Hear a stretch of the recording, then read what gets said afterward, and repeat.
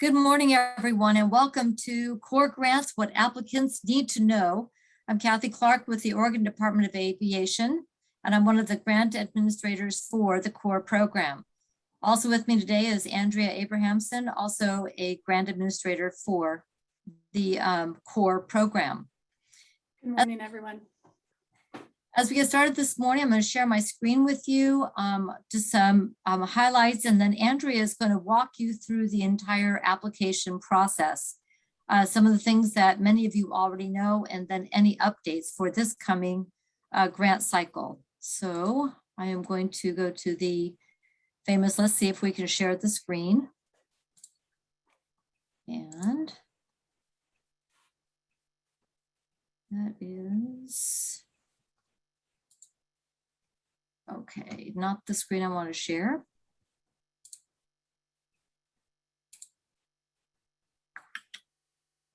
That's the one I want.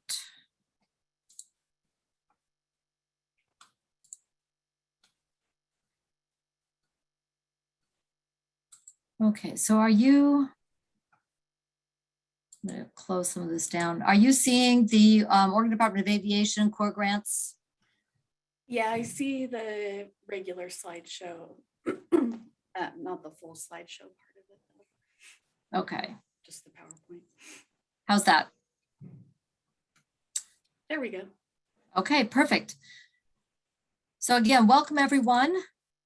Just to give you a sense of where we're at in the timeline, we are just before we're going to open up the application process for cycle 6 of the COAR program. The fact that we're on cycle 6 says that this program has been delivering for many of you some projects that really needed to be done, and that this funding stream with the aviation fuel tax for this purpose is helping us get projects done at airports across the state. So our application process will be open from September 1 to September 24. This is a little bit different this year, but that's because of the new legislation that was passed to remove the sunset and establish the fuel tax ongoing, goes into effect for the fuel taxes on January 1st, 2022, but the rest of the legislation goes into effect on September 27th.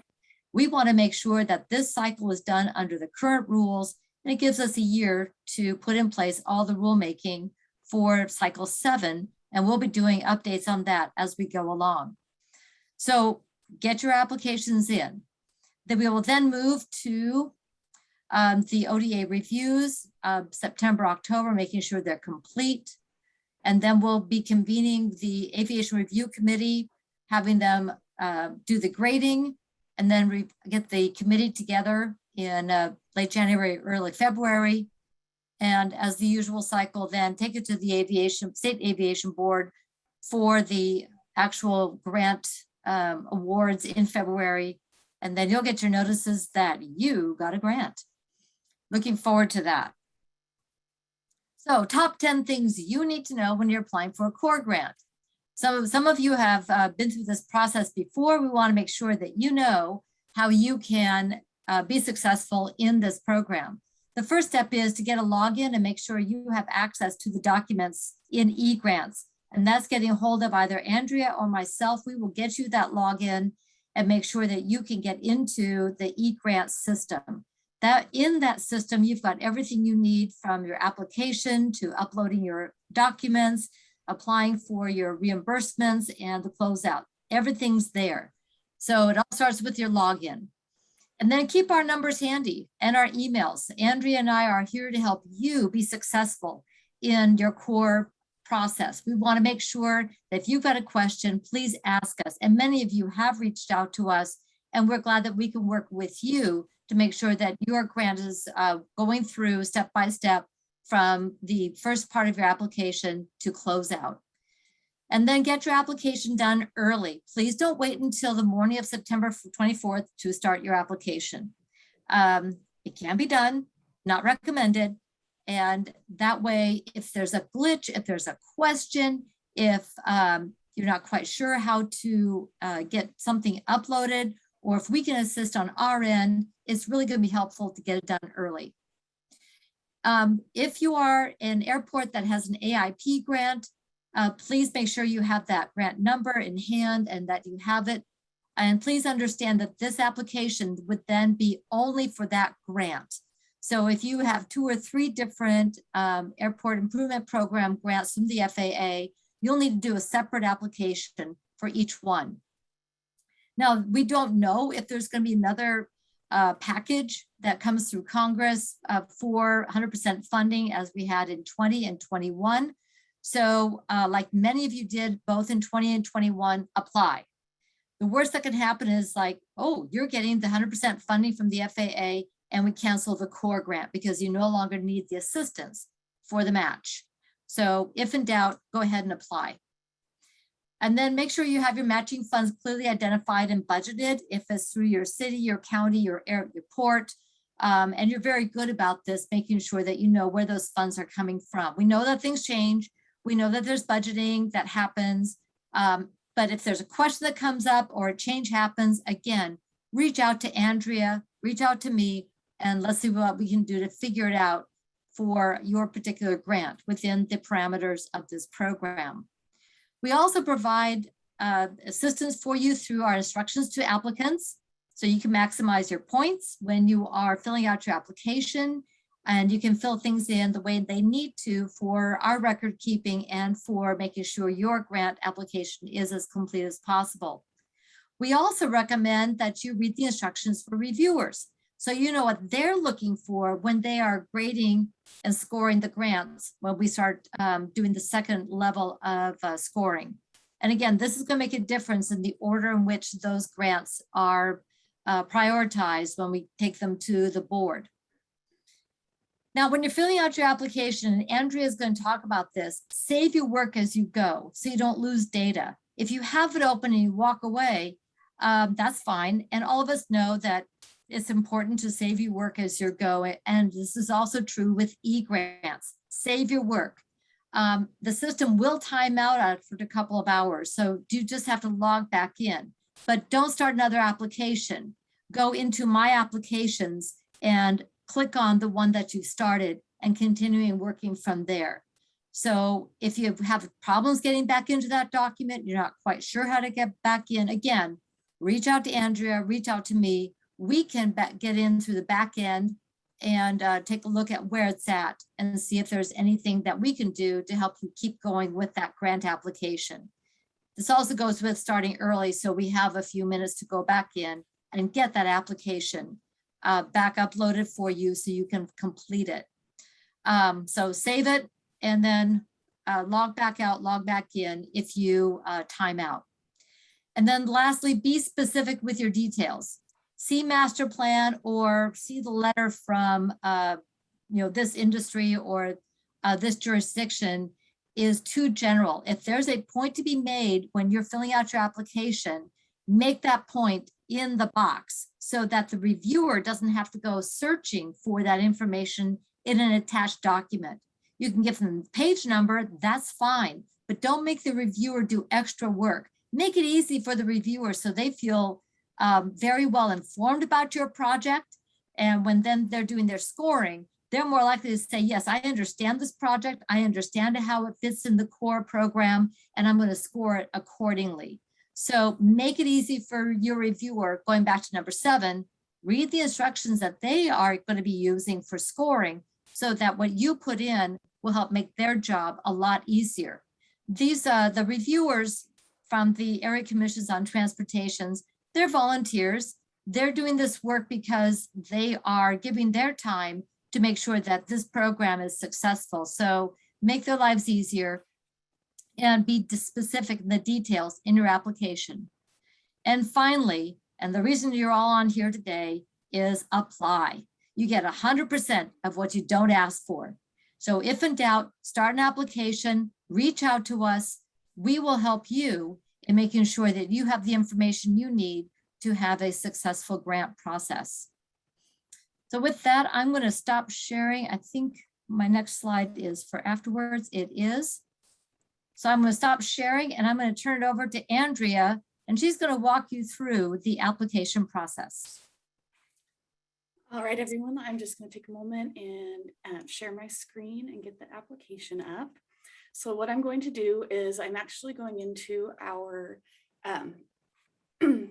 test system, and I pre-filled out an application just because it's easier than trying to type and talk at the same time. So we'll just start from the beginning with the login. And do you all see the eGrants page right now?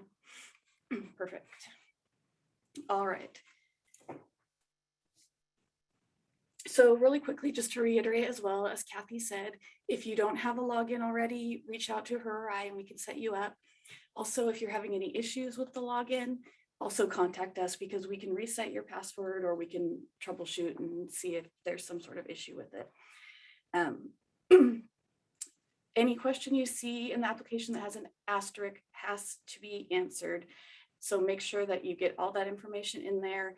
If you don't, the application is considered incomplete. And once the application period is closed, we can't have you go back in and add anything else. So just be really careful to be as complete and thorough as possible.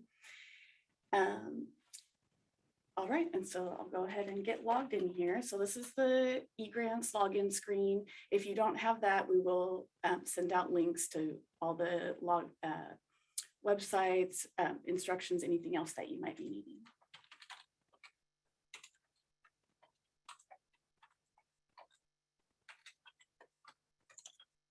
And since this is the test system, you may see that there's some weird dates or that kind of thing in here. Everything will be correct in the live system when you go in to apply. So what you'll do is you'll see available opportunities task area and click on view opportunities. And then you'll scroll until you find the one, if you have any other ones up there, and you may not, but you'll find the one that's for the 21-22 COAR grant cycle. You'll see the application period of September 1st to the 24th here, 2021. And then you'll click on your apply now button. The system has an option if you've previously applied and the grant didn't, the COAR grant didn't get funded for some reason, you can actually roll the information forward to a new application. So you use that drop down box here and you'll be able to find your previous applications. That way you can at least have the start of your new application, but we definitely recommend going in, making sure all the information is updated and if there's any other attachments you would need to attach to make sure those are in there. So that is something that can save a little time if you are able to copy forward. But if you're starting fresh, go ahead and leave that on do not copy forward. Click on the I agree button, and this will bring you to your application menu. Since I already pre-filled one, I'm actually going to go to the My Applications and open that one up.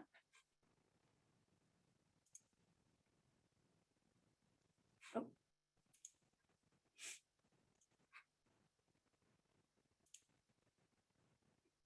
So you'll see you're back at the application menu. And so you just start by going to general project information. So when you open this up, you will actually see your airport organization information already pre-filled in there. Go ahead and verify and just make sure everything is accurate. And if it's not, reach out and let Kathy or I know so we can correct that. You will fill in the contact person information. And so that's just your top section. The next is for project and location. So for your project name, you basically just want it to be a good little summary description of what this is going to be for. So if you have an FAA grant, go ahead and put, as I did like in this one, AIP match that way, or FAA grant match, just something that kind of indicates, so right off the bat, we know there you've got an FAA grant for that one. And then just the basic description of what the project is. You'll enter your project location, which would be the airport that it will be located at. The ODOT region is pre-filled. So if you have any questions or concerns about that not being correct, please reach out to us and we can look into that. Just looking down a little further, the airport category and the NIPIUS or non-NIPIUS designation is also pre-filled. So again, you can confirm if that doesn't look correct, just let us know and we can help you out with that. It asks for your county tax parcel identification numbers here, so you can enter that information. And then if you have any documents, you can also upload them here, which is just an easy choose file, a typical upload. And then the last thing in this section that you'll input is your airport name. And then next we come to the project overview. So this is where you're going to choose your type of project being proposed. So we have a drop-down list there. Project implementation is going to be your basic construction, repairs, that sort of thing. Something that's a lot of times is going to be ready to go as soon as you get the grants or you're in the process of working on that. And so that would be for that one. Then the program planning would have to do with master plans, designs, ALPs, that sort of project. Program elements would be for things like purchases of equipment, tractors, snow removal equipment, that sort of thing. And then finally, our last project type we have is a study. So that would be if you were looking at maybe doing a resiliency study or a project like that. So you'll choose which type you have from the drop-down box, and then you will choose your category of project.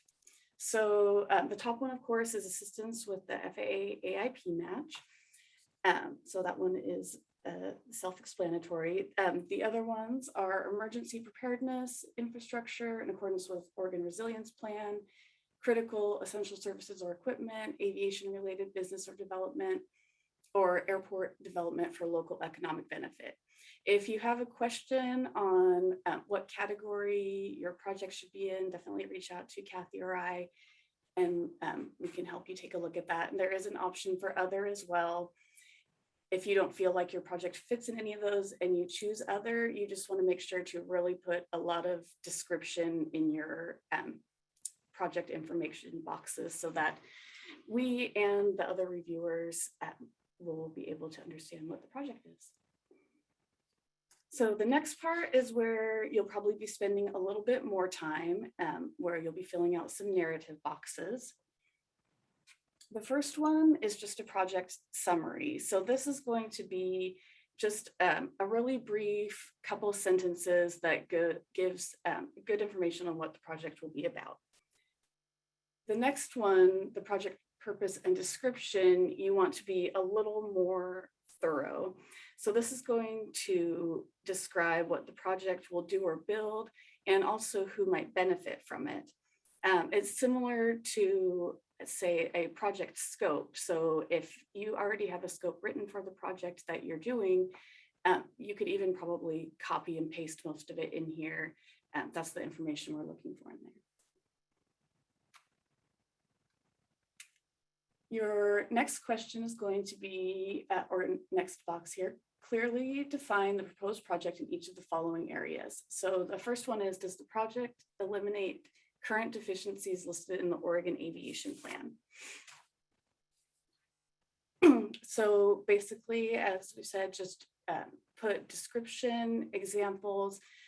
I have here just for the example, yes, this project addresses these deficiencies in this way, and then you can put your examples in there. Just lots of description is helpful for all of us. Same with the next question. Does the project modernize the airport by exceeding state or federal minimum standards as stated in the current Oregon Aviation Plan or identified by FAA advisory circulars, etc.? So once again, lots of detail. This is an area where sometimes applicants may be tempted to put see master plan page 45 or that sort of thing. And as Kathy said before, we don't want to see that. We want to see the actual information and the details in the application. And then you can attach your master plan or other documentation and do include things like this information is on page 45, so that if a reviewer wants, they can go back and they can look at more of it.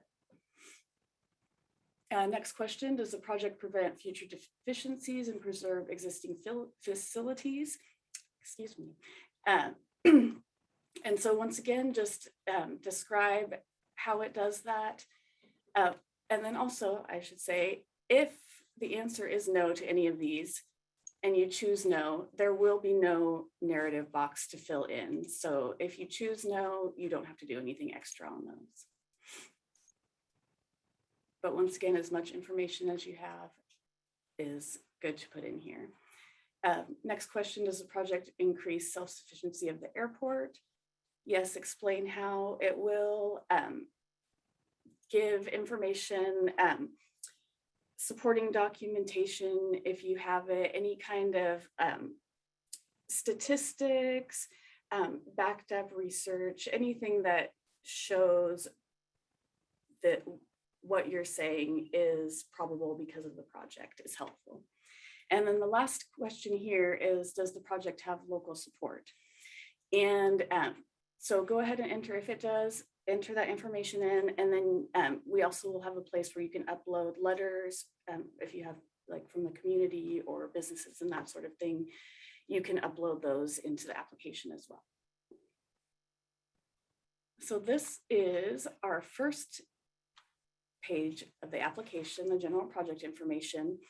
The easiest way to navigate through it and the way that we would suggest is to use this Save Next button up here. That way you're making sure you're saving everything on the page, and then it will automatically take you to the next page of the application.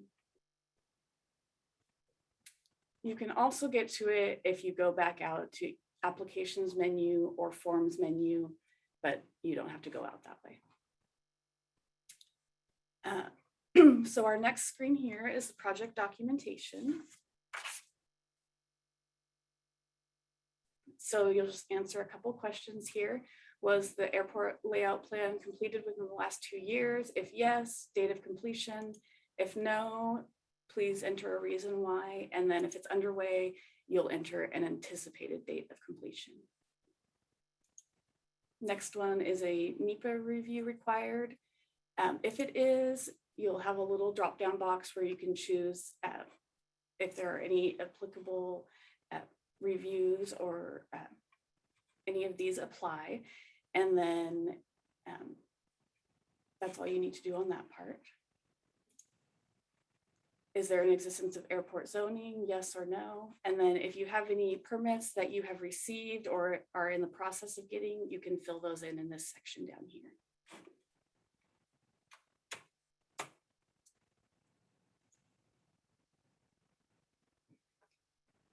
So the next page of the application is the statewide impact. And this one is a really, really important section. The purpose of these questions is to meet statutory considerations that concern whether a proposed transportation project is a critical link connecting elements of Oregon's transportation system that will measurably improve utilization and efficiency of the system.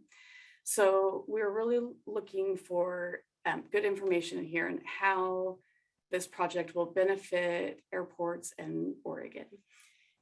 Your first question is, does the proposed project reduce transportation costs for Oregon businesses or improve access to jobs and sources of labor? If possible, detail if there are specific businesses, how or organizations, how this project will give them cost savings or how it will be a benefit to them. Or if there's residential benefit, you can also include that information in there. Just detail, detail, detail. We love to emphasize. The next question, does the proposed project result in an economic benefit to the state? In this one, we're looking for detail like if you have estimated number of jobs that would be created, number of business establishments that might be created, estimates on property values, taxes and revenues, just all of that kind of information is what we'd like to see in there. Next is the proposed project, a critical link connecting elements of Oregon's transportation system that will measurably improve utilization and efficiency of the system.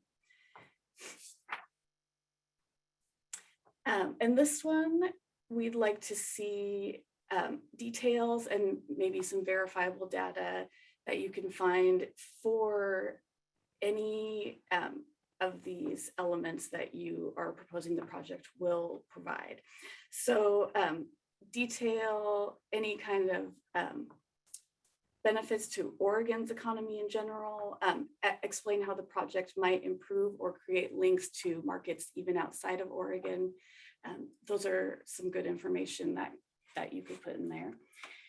All this detail also is laid out in our instructions for applicants. So also encourage you to read through those if you are questioning what you might want to put in here. And then finally, or not finally, our second to last is the proposed project ready for construction or implementation. If yes, you can just put a little sentence in there. If no, that's not the question I thought it was. So if no, then you won't put anything. And then that goes along with the question right below it, which is, does the project have any unique construction readiness, project implementation issues, or possible delays? So if no, nothing will come up to fill out. If yes, then you want to make sure to include anything that might be causing a delay and any details on how long you think the delay might be. And then finally, our last question on the statewide impact is, does the proposed project have a useful life expectancy that offers maximum benefit to the state?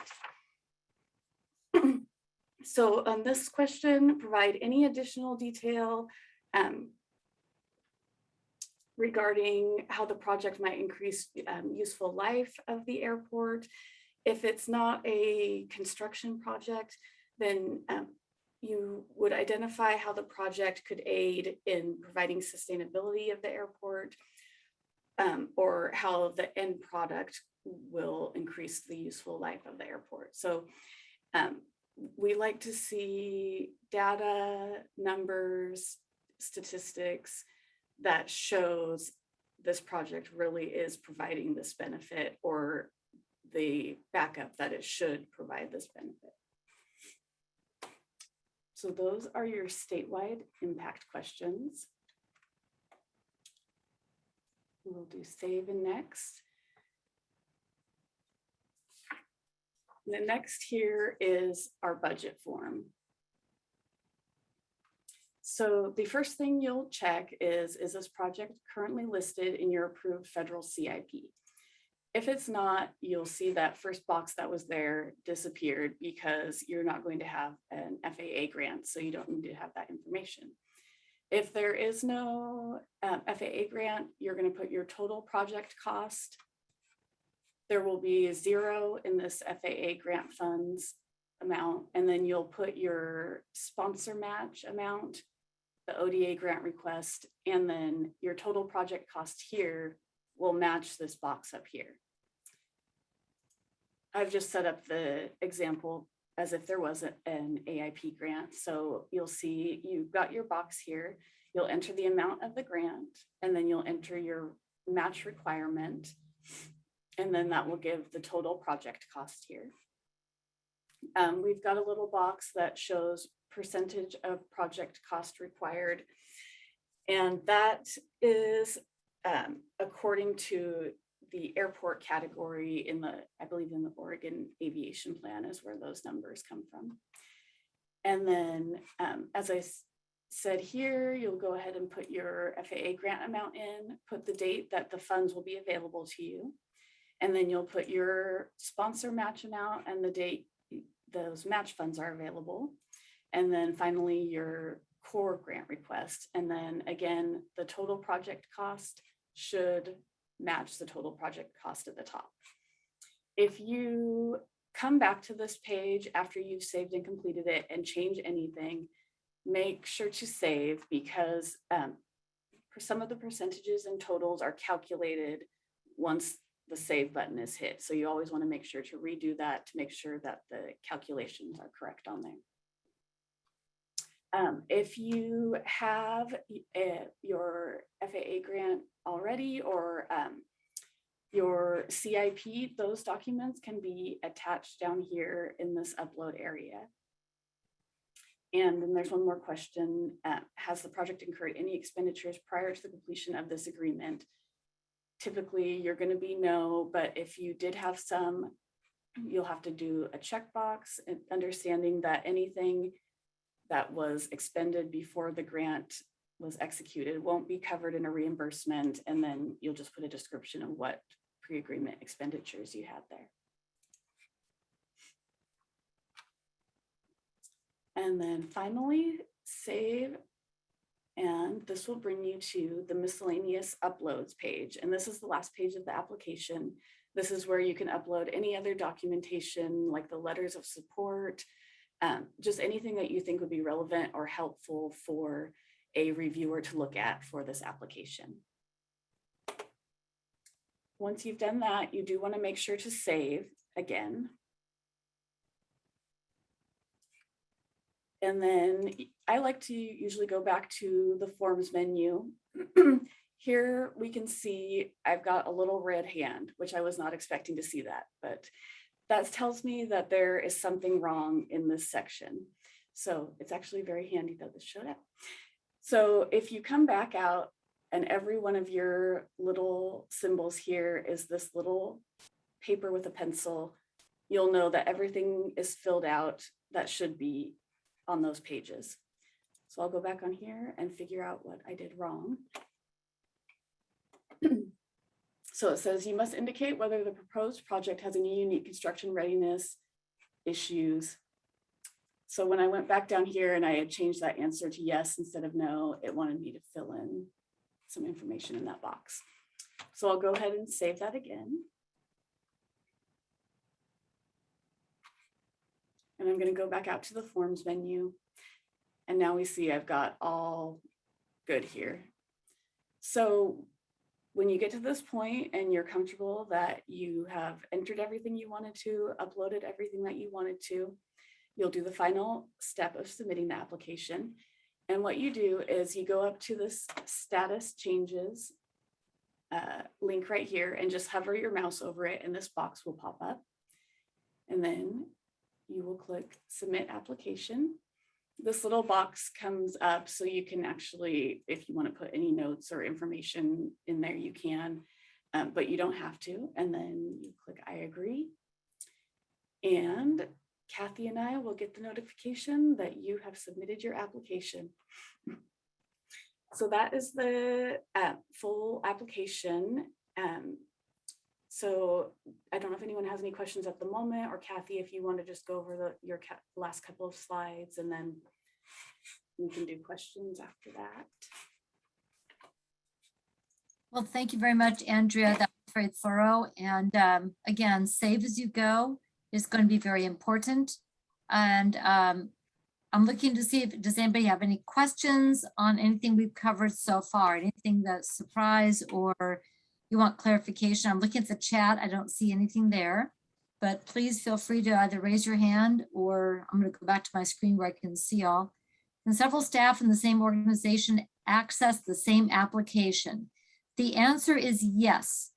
If you have a login and you have the level of permission to get into that document, yes, you can. So many airports will have both the airport manager and maybe a finance officer and their consultant all have access to the grant application. However, it is the authorized person, is the airport manager, the airport sponsor that has to do the actual submission. So the consultant can fill everything out, but the one who has to actually submit it is going to be the airport sponsor. So make sure for that final step, it is done by the airport sponsor. And the reason we have that in there, I'm sure your consultants are all fabulous to get everything right. But at the end of the day, the one who is financially responsible is the airport sponsor. So we built that in to make sure that the final say the final checkbox does come from the airport sponsor. But please do work closely with your consultant, with your finance people, whoever has pieces of the work. Please go ahead and make sure that they have login credentials. And again, if they don't, reach out to us, say, I am the airport sponsor. I need person X to have access to our grant. And when you authorize that, then we can go in and make sure that that person gets their login credentials. Great question. Any other questions that people might have? Okay, looking at the chat. With the pandemic, when we fill the application and we move forward with the agreement and contracts with our vendors, we find sometimes lead times are much longer due to shortages for materials during the pandemic. How do we adjust our timelines?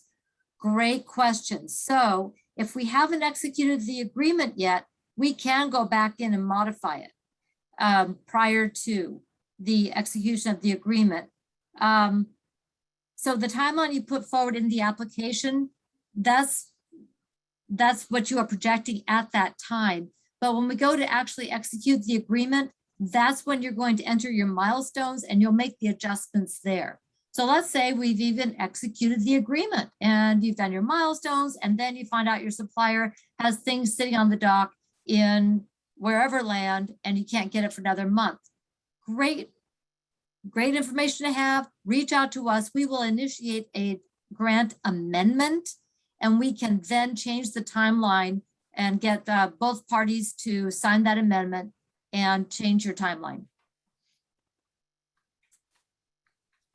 So very good question. And yes, that's happening quite a bit in every sector. So I'm sure you know this is not something that is just unique to our projects.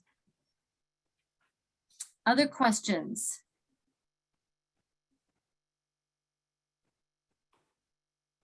Well, Andrea, you're so thorough that everybody got it. So perfect. I'm going to go back to just some final thoughts here. I'm going to share my screen. As we've been saying all the way through this presentation, we are here for you to be able to have resources, information, help you out through this entire process. So can you see my screen with some resources there? We want to make sure that you know where to get information. And just a few things here. We have our website. This is the link for that website. And we have not only over basic information about the Critical Oregon Airport Relief Program, which is COAR, but we also have the information specific to Cycle 6. So when you click on the little plus and it goes sideways, you will see some links, and we'll be adding more information to this link as it becomes available. We'll add the checklist, agreement sample, and so forth. Right now, the instructions for applicants and reviewers is there. And after we conclude this, we will also add a link to this video and the PowerPoints that we have used today to help you in filling out your application. Also, most of you should have received in GovDelivery the newsletter for the Aviation System Action Program. It just came out last week and has an overview about not only the COAR Cycle 6, but also some of the other things that you need to know as airport sponsors about Oregon buys and the and Connect Oregon and other key calendar events that are coming up and deadlines. So if you didn't get that, please go to our website and click to the link to subscribe and get your email into the GovDelivery. And that way, and then make sure you click that you want to receive information on the ASAP program. If you have a filter that's on your email, and there's a couple of jurisdictions that I know that GovDelivery won't get through, make sure you can make this email permissive to come through in your system. Finally, who to contact, and we keep on mentioning this. This is on the back of the ASAP newsletter. It's also on our website. get a hold of Andrea, get a hold of me. You reach out to Heather Peck, who is our supervisor in the program and planning manager. We are available to help you. And we want to make sure that this cycle 6 is even the best one yet for the COAR program. So I'd like to thank you all for joining us today on what you need to know as an applicant for the COAR program. And we wish you great success with all of your projects for your airports across Oregon. Andrea? Yes, thank you all for joining us today, and we just look forward to working with you on this upcoming cycle. All right, thank you so much. And I'm going to Have a great day. take care.